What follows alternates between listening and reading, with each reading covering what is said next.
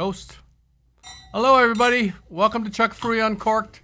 Joining us this week is Taro Kurobe from G Lion Group, which includes overseeing High Steakhouse, Vie, and Quiora. There you go. And so 3 very prestigious restaurants, and he oversees the whole program for the group. So this particular segment is kind of / half wine of the week, half like blind tasting in an effort for you to get better and better at understanding what good wines can be. That's the whole purpose. We're not asking Taro to guess the grape, the soil, the vintage, or the producer. That's not what this exercise is at all about. It's just I want him to break down the wines as he would professionally so that he can determine whether this is a good wine that he would consider buying, why or why not, what price range he would look to pay for this wine, retail. What types of food. And what kind of foods. So that's the whole purpose of this thing. And if you don't like the wine, it's totally fine. We're just asking you to just break down the wine and say it's not good or whatever the case may be, okay? Okay. So here we go. Let's start.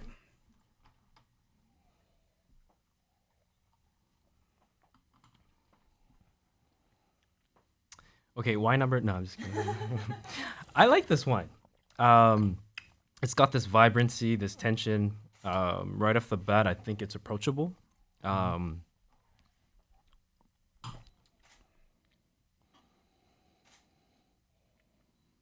Approachable. I like that descriptor. Approachable. That's what you preach all the time. Hey, there's the microphone right there, bro. Right?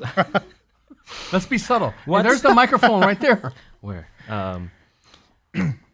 Approachability, I think, is critical for restaurants. You know, you can't have a wine where it takes 2 days to open, you know. So I think approachability is critical as a sommelier. Approachability. And as a consumer, too, right? Absolutely. Yeah. Yes, 100%.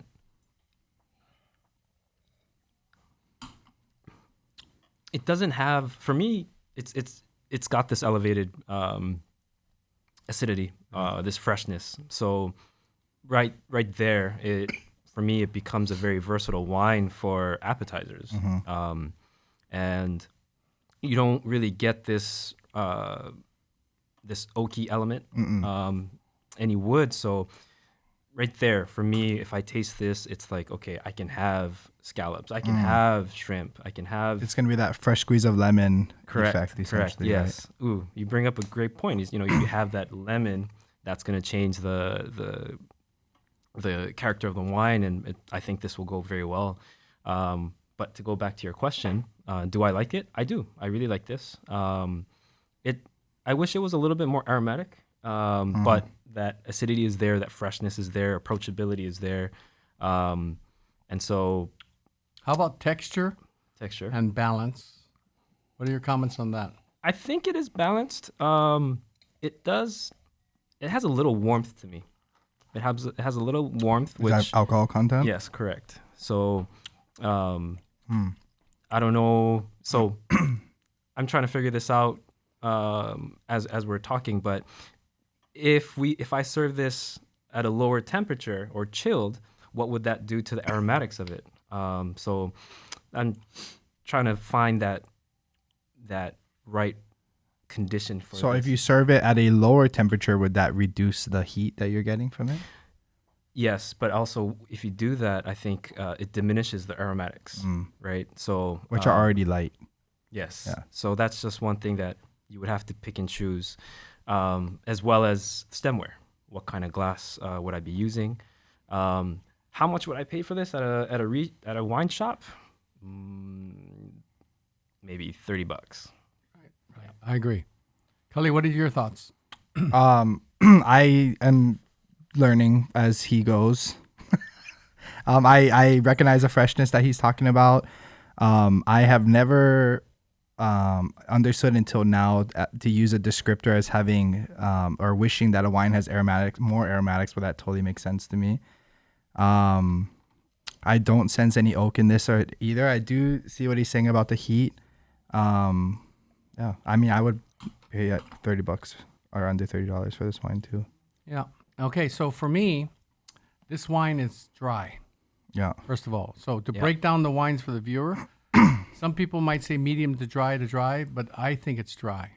For body, I think this is light to medium in body. I think it's got medium to medium high acidity. I can feel it on the sides of my tongue. So like you both have noted, this would act like a squeeze of lemon with foods, and therefore that's where I'm going to think about serving the wine, right? Just because it can act like that squeeze of lemon. I think this wine is subtly complex. It's not showy. It's not loud. It's not flamboyant. But I think it's understated complexity. I think the grapes, I think this is very sophisticated winemaking. I really like it a lot. And it's more old worldly. And so that it lies somewhere between California and the old world to me. Now, I know this wine, so maybe I'm speaking out of turn, but I love the texture of this wine, how it flows so seamlessly and effortlessly from beginning to end. The alcohol, I estimate this thing still in the 13s. 13.8, something like that, maybe 13.9 at the most. Which is relatively high, right? Nope, it's low. Oh. And the other thing is this wine to me has oak, but it's not new oak. It's all old oak, so I can feel it texturally. It frames the wine. It's not tutti frutti like stainless steel wines. That's what I really like about it. I think it's just quite enjoyable. And if it's $30 like you guys think, retail, I think it's well worth it. But I understand it's not for everybody. It's not buttery. It's not showy. This is an understated, classical, subliminal-based wine. That's why I look at. But I think the winemaking is really how high. can you tell what old oak? What is the indicators that this has old oak in it? Are you asking me or Chuck? You. Oh. Yeah. For the viewer, how he's tasting. What are you tasting that is gonna tell you that this is old oak? I think it shows through aromatics, in my opinion, and then through texture and structure, it comes through. And as I'm tasting this, there's this really long finish that I'm getting. So I believe this wine has. Now it kind of makes sense that Chuck mentioned it's using old oak or used oak, but also. So it's not overtly oaky. Yeah. Correct. You have the texture and the roundness from oak aging, but it's not oaky. It's not buttery because it's not malolactic fermentation. I mean, it's not prevalently forward. Yeah. But it's got this, again, approachableness and also pedigree at the same time. That finish is long. I agree. It's very enjoyable as it is, but I can also see the potential of this wine with food. And as far as you saying that this wine is dry, but it still has that squeeze of lemon effect, does that matter? Two different things. So what would a dry wine like this pair with, food wise? Yeah, well, all the things you said: scallops, lobster, shrimp, fish, that's been seared and things like that. I think this wine is really good, to be honest with you. So Ariana actually brought this wine. How about the temperature of the wine? Would you? I think it's a little too cold. I would serve it just a little bit warmer. Is my opinion. But I love the aromatics of this wine. I just think this wine is so subliminal. Excuse me. So this is the Au Bon Clément 2015, 60% Pinot Gris, 40% Pinot Blanc, 13-degree alcohol. So it's really in balance. And I know this wine, so it's gonna be all old oak. It's not gonna be stainless steel at all. This wine in a store, I saw it at our field, Kailua, and it was like $22. So I think, given that you guys think $30 you would pay for it, I think this thing is a great value.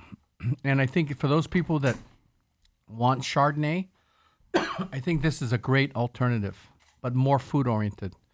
So just to explain this wine further, a lot of people believe the original grape was Pinot Noir, black Pinot. So from the black Pinot mutated the white or the albino, Pinot Blanc. What's in between black and white? Gray, hence Pinot Gris.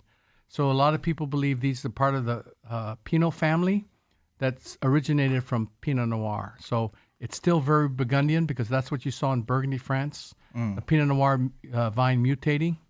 And hence this is still in, Au Bon Clément is dedicated to Burgundian style, Burgundian grape varieties, produced in a very Burgundian style of winemaking, right? So that makes sense. The other thing, this wine has minerality to me.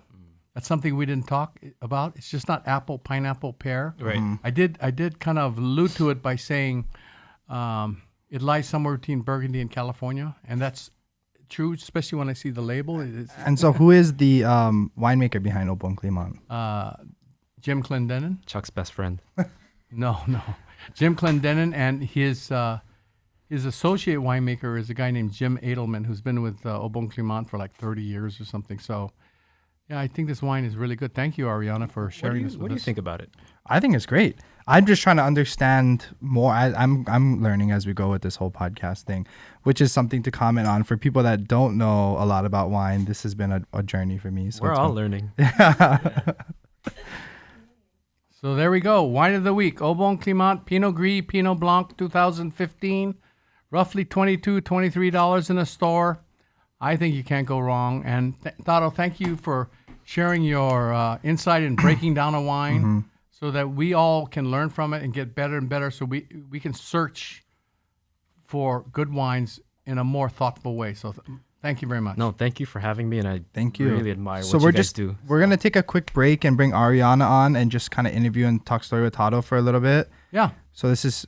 Yeah, I want to make sure that we have Taro recall. I think this is a very important concept. And before And Ariana Uncorked. before we go to an end, how would you describe this wine musically? You got the wrong person.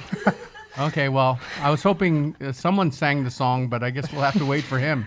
He's on his way. He's on his way. So we'll be right back.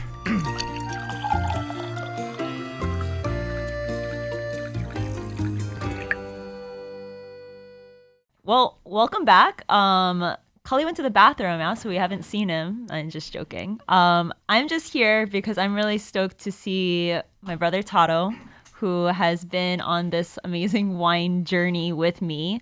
For me, Taro was one of my first friends in the wine industry, so I'm just happy to have you here today on this podcast. Thank you for having me. Yeah. Do you kind of want to... So he's part of this little group of you guys that's got the core for our industry right now. You, Taro, The nerds. Sang, Chris Ramelb, Mike Mike Winterbottom. Yeah, tell you, Taro, it's been a revelation for me to watch you guys, Okay. your interaction, especially on her wedding night. You and Sang serving the tables and being part of the energy while there was only 10 guests. I just think it was so emotional. It was so cool, so I think what you guys are doing and how you guys are getting together and creating synergy, I just love it. You guys do it unselfishly and you guys help each other out. I think it's fantastic. And you push each other. That's another good thing. Absolutely. Yes, That's we do. for sure. Taro, do you want to describe how we met? Like the first time we actually remember tasting together and everything like that? Sure. Yeah. I first met you at Micah's house. Oh, that's a different story than what I remember. But yeah, you can share that one. You share that one. I'll share the competition one. No. Can you start off with the competition one? So Let's do it. I was, young Grom Som in the industry, which I still am. But I decided to compete in the Shane de Rostier's National Young Sommelier competition. Not knowing much, not that I know very much more now, but it was my first big competition. I was very nervous.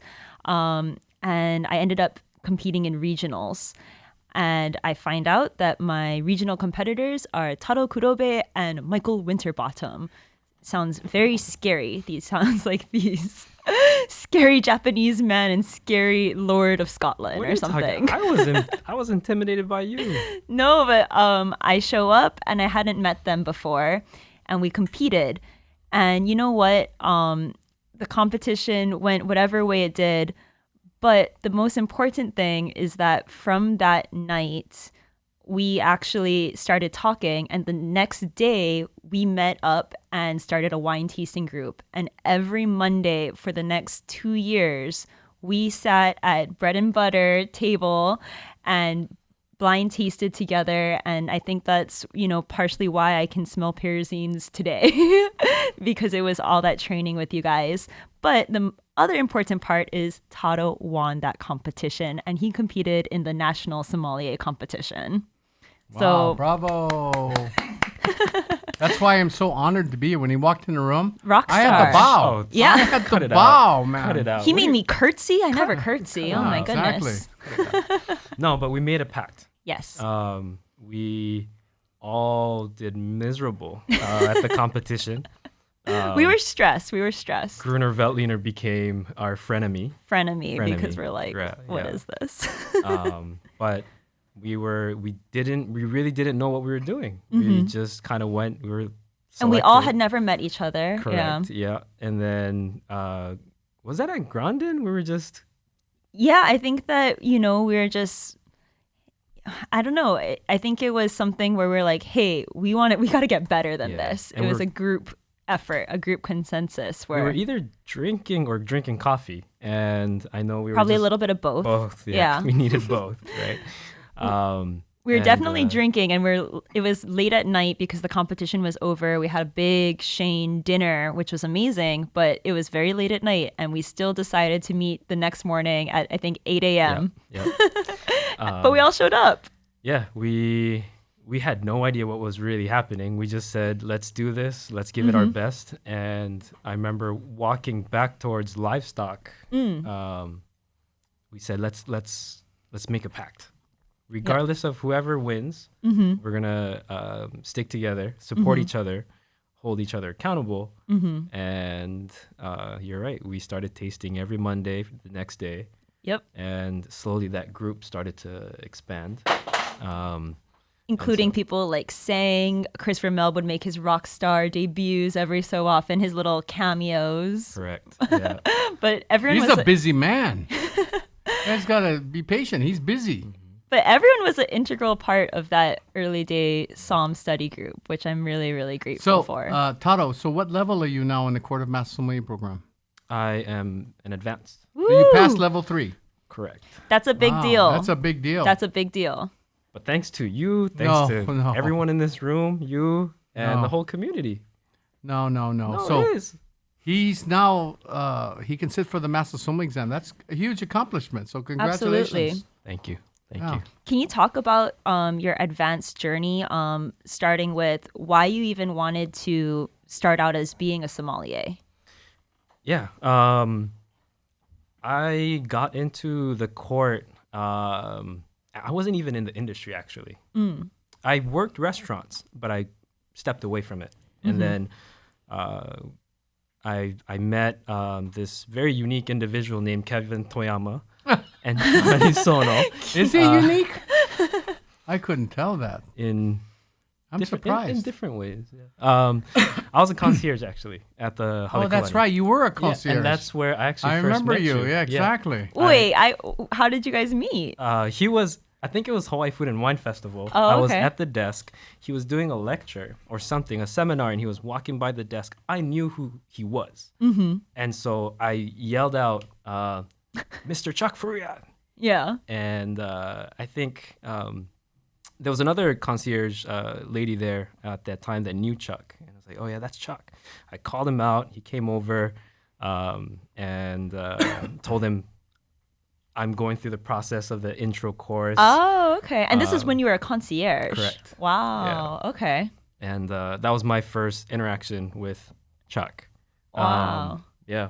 And but going back to how I got involved, I come from a big family. We traveled a lot and A very worldly family. crazy family, radical. He has sisters in New York, Japan, all over. Yeah. And I always followed my brother anywhere I went. Oh, okay. And he's a chef. I think he's an amazing chef. And so any restaurant that he would work at, I would follow him like a little brother. And at an early stage, I knew being a chef is not my thing.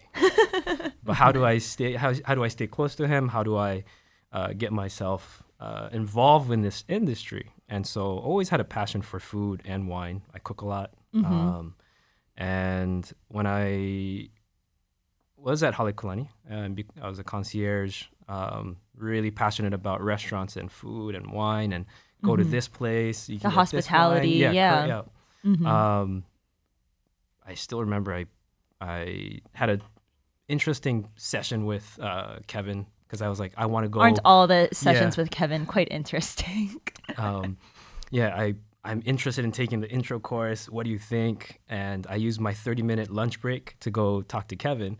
Ended up being like an hour. Of course. And then I got in trouble for going over. I didn't even eat. And I'm just like, why did I even talk to this guy? But, he eventually encouraged me to take the intro course, where I actually had the opportunity to meet Chuck again.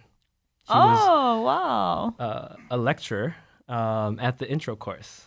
Yeah. I remember with you in your iced teas. Yeah, in the back. In the back. The cool kid in the back of the class, right? Yeah. And so from there, that's how I got my foot into the Court of Master Sommeliers Americas, and kind of just slowly made my way. And then, the whole advanced thing was, I think it stems from us three, the competition, the trio from the competition. And without you and Michael's support, Chris's support. Kevin's mentorship. Yeah. That's a big part of it, too. No, it is. Mentorship and... No, I didn't say mentor. I said mentalship. Oh, Well, what I want to say about Taro is that he would show up to our study group, and the way that you study is by writing everything in a notebook, just one little leather notebook. And what is it you do? You trace maps? yeah. Well, I failed. Zane does that, too, right? I don't know, actually. Okay, but, anyway, go ahead. I attempted the advanced sommelier exam once, and I failed. Came short on theory, and I was doing flashcards, and that was just not my way of studying. And how do I retain all this information was, yes, to your point, buy the atlas and start tracing from the country to region, to sub-region, to village, to notable... Well, that's a cool thing. Moody's. That's good. And He so- went macro to micro with his So you went maps. geographically first. Correct. Oh, that's cool. The idea was, if I'm at a table and a guest is asking me questions, I would start from, okay, it's France. Okay, then it's Burgundy. Then it's Chablis. Then we can get into the Ludis. It's like looking at Google Earth and just Zoom in. zeroing in Correct. onto from big to small, and like this is exactly where we are. Correct. And Oh, so that's cool. on that notebook, I would Yes. write everything down, jot everything And down. I also want to mention that on that notebook, it wasn't too big, but it fit like the atlas in his little notebook, and his handwriting is so exact. Like you could fit all that whole paragraph in this little tiny space, like a samurai writing everything down. I'm just saying this also because I'm jealous. Everyone knows I have very bad handwriting. I was going to say I have terrible handwriting. No, you got all that information in this little notebook. Ari, who's got more pretty specific handwriting, him or Mark Shishido? Mark Shishido. Sorry, Exactly. Taro. Yeah. Have you ever seen that guy write? Oof. No. It takes him 3 days, but it's okay. Wow. But through, trial and error, you figure out the ways of studying. Yeah. And so I know failure is a hard topic. I didn't pass for my advanced exam. Let's touch on that a little bit. Everybody has failure. Right. What was it like going back the second time? And what made you even want to go back to try again? Or it's a huge mindset thing, right? It It's is. golf. It is. It's playing against yourself. So Right. Can you just elaborate on your philosophies of that? Yeah. I just didn't want to give up, first and foremost. I was not going to give up. My dream was to become Kevin and Sean. And I have And Chuck calling from across the Halekulani lobby. hopefully one day, if I become a master.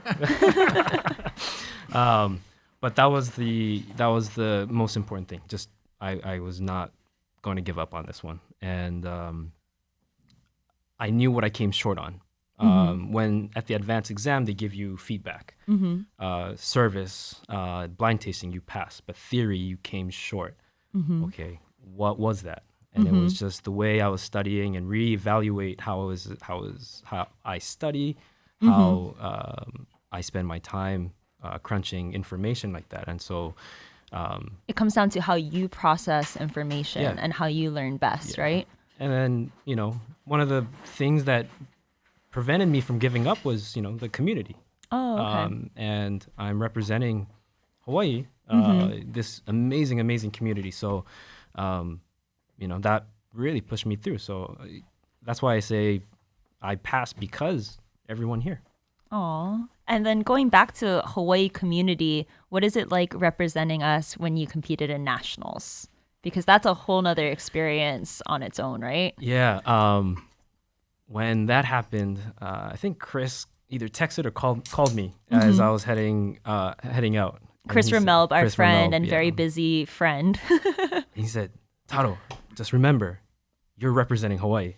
I was like, that is a great thing to hear, but also I was like, pure pressure. And so that in mind, but also just really, give it my all, Yeah. go at it, and then have a fun time. That was the most important thing. I had Larry Stone as a judge. I've met him before. He said he met you a few times and he had some stories. Yeah. But I still remember. Well, Chuck and Larry are both characters. You guys can have your own TV show. But that was a life-changing experience, and so you can still go too, right? I'm turning 29, so then I have one. So for young sommelier competition, you have to be under the age of 30, but you can only compete in regionals a total of 3 times. I've already competed in regionals twice, so I'm saving my last year Right. for right before I turn 30, and hopefully that's the take it home. They changed that rule. I know. I'm nervous Oh about man, that too. was a bummer for Chris Ramelb. Yeah. Chris Ramelb in 2016 for level 3, Right. he won the Rudd Scholarship, which means he had the highest aggregate score in the world. Right? So he was in the zone. He was primed. Yeah. And so that Chaîne de Rôdisseur competition, he was a shoo-in. Yep. And they wouldn't accept him because of the change of rules. And they did that same thing to Taro. Oh my goodness. goodness. I was 2 weeks too old Oh to my God. go at it again. Yeah. That's weak. Too weak. No, but we got. If we got only you were a little bit younger, but we got the next generation coming. So actually, fun fact, we have Sang coming in a little bit. We're going to shoot a segment with him. He is going to compete this year in the Young Sommelier competition. He's gearing up for doing the first part of the Young Sommelier competition is a theory exam. So we have to hound him, guys. We have to make sure he's studying his theory. So you're gonna go after that. Yes, I'll hopefully go. I don't want to compete against Sang. That's my buddy. No, we'll see. But hopefully next year, we'll see. Yeah. I also kind of wanted to just touch on, for me, if Michael Field was here, my husband, he would want me to mention that you are his man crush working the floor because he calls you a kingsman, where you are just this ultimate gentleman on the floor. So with that being said, I'm very curious on your whole mantra of hospitality. And what does hospitality mean to you? That is a dope compliment, but I'm curious if you Michael have would the say right the person. same thing I'm- to your face. On a serious note, I'm curious if you have the wrong person. Well, he remembers because I think you served me and my grandpa and Michael and some of my family members at Mariposa restaurant. And that was, I think, maybe Michael's first time actually seeing you work the floor in service. And he was just like, this guy is a kingsman. He looks like James Bond on the floor. So you have to understand, Yeah. before you answer that Okay. thing, Michael Field worked at Alan Wong's, and he Right, was the right. front person. Right. So that's a very prestigious restaurant. Correct. Michael Field is the son of Richard Field and Emily Lau. So, I mean, he's He's had been his- bougie for a long time. He knows good service. Wine he's- royalty. Yeah, exactly. So for him to pay you that compliment, to me, that's huge. Now, it's a granted, dope he can't compliment. see. His eyesight is very bad. Otherwise, I don't know why he would say something like that. But So maybe he got the wrong person. No, I'm just kidding. But no, it's a dope hey, compliment. you and Thank Kevin do look alike now. That I Oh think my gosh! Stop it! Cut it out. Oh man. Sorry. What was the question again? You plus hospitality equals question mark. Hospitality. What is it? It's what we do on a daily basis. I think really being sensitive to how that one person feels. And it's my job, not only as a wine director, as a sommelier, as a server, as a busser, as a manager, it's my job to, they're choosing your restaurant for a specific reason. And so if they're coming in, I'm there for you. I'm there for you to make you feel comfortable, or you can say, put them at ease. Because they're here to eat something amazing and have something to drink. It's an opportunity, right? And so that's just been my driving factor of wanting to make them happy. Oh, okay. Right? And so, do you think that you take little bits of Japanese hospitality with you, or is it, where did you learn to be like suave on the floor, gracious on the floor the way you are? I don't know. I think it's a little bit of both. Maybe, trying to be polite, professional about it, could be a Japanese thing. But I don't know. It's just Taro. It's just who Taro is, huh? I don't, it just comes naturally. It's not something I really think about. When I'm on the floor, the moment you open the doors, you're on stage, right? And you're there to do whatever for them, really. If they want something that's not on the menu, or if they want this cooked a certain way, you're there to make them. They're in your happy. care. Yeah. I love that. Having said that, now graciousness and hospitality, how do you apply that to someone coming in looking for a bottle of wine or a recommendation of a wine or a wine and food pairing? How do you transition that? First and foremost, the most important thing is to listen. What are they saying? What are they asking? Exactly. So I think, as I said, you put them at ease, you make them feel comfortable, make them feel welcome. So it's really critical, at a restaurant, whether that's a maitre d' or a manager or a hostess or whoever it is, they are the first and last contact of the guest. It's got to be right from the start, right? But to answer your question, it's all about listening to them. What are they looking for? What do they usually enjoy? And from there, you narrow it down to the right beverage, right dish. And I think it's our job to serve it in the most, it's our job to present that, serve it in the best way possible. Right. So you just mentioned it. You're trying to listen to what customers are looking for. So you're trying to understand customers' expectations. Yes. By asking questions. So for me, the one question I would ask people is, what wine do you normally drink? And the answer to that tells me whether they like white, red, rosé, sparkling, full-bodied, light-bodied, dry, sweet. What price range do you want to work in? Old world, new world. All these gives me all this insight just by asking that one question. So in doing so, then, because I think one of the things that people would comment about sommeliers or wine professional is the concept of wine shaming. They feel intimidated. They feel that they're going to order, something that's not up to the standards of what you dressed like that, being suave like that, etc. So how do you overcome that? How do you create that comfort zone so the customer is going to, feel comfortable with you and that they realize that you are looking out for what they want? How do you create that on the floor? I think it's listening to what they're looking for, what they're wanting with compassion.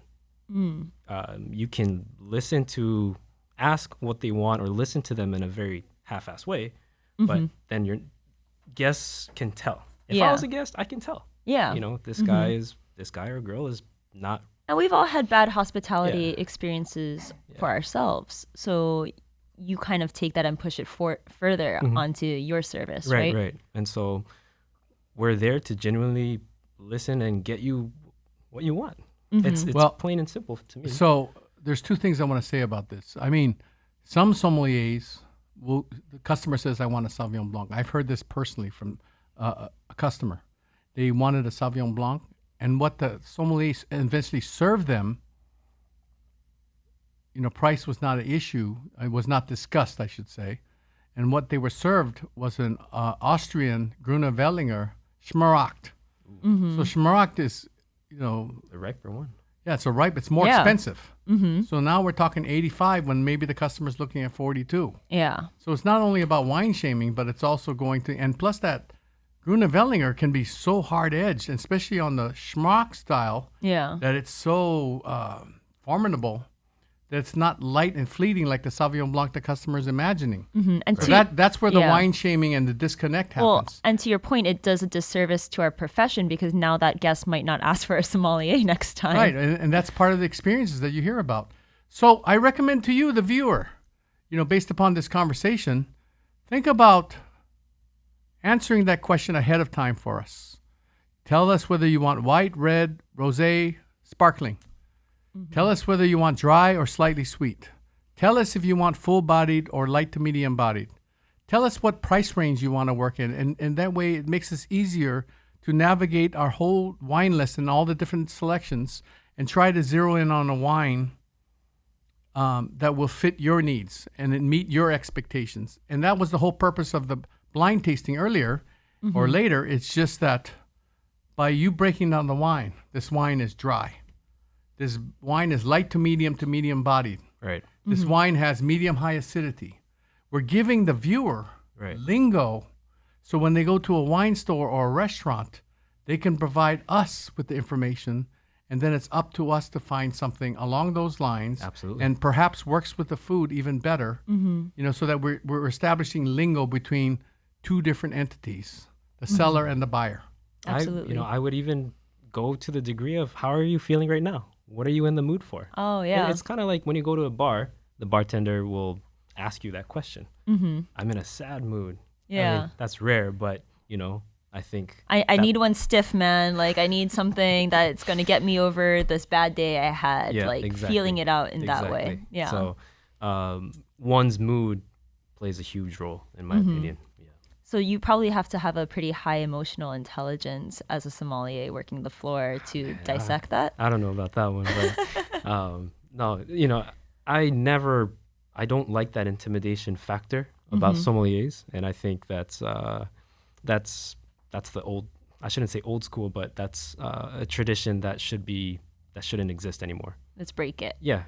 Again, we're no different from servers. We're no different from restaurant managers. We do whatever it is on the floor to make sure the restaurant is successful, but most importantly, we're there to make you happy. Hospitality. I love that. Genuine hospitality. I love that. Awesome. So, Taro, appreciate you coming by, sharing your insight, your wisdoms, etc. Thank you for having I had me. a few jokes, and I really had to restrain myself from cutting loose on this podcast, but out of Because we have the respect to you. Kingsman. Yeah. You know what he called me for 2 years? Oh no. He called me Tadeo for 2 years. No joke. No, I said, is it today or tomorrow? No, you said, I can't pronounce your name. I don't know. I'm going to call you Tadeo. So every time I would see you at the Southern Tasting on Saturdays, you'd say, oh, Tadeo. Well, you should hear what I call Ariana. There's a long exactly. list of those. My best friend Nuncio, I call him Slim because I can't remember what the hell's a Nuncio. So I call him Slim. So that's just my methodology, Anyway, But much mahalo. Thank you, sir. It's an honor being here. Thank you. This Yeah. was awesome. Thank you. So for again, having me. insight from our guest sommelier extraordinaire, Oh, come Taro, or Tadeo as Ariana calls him, Kurobe. Thank you, Taro. Aloha.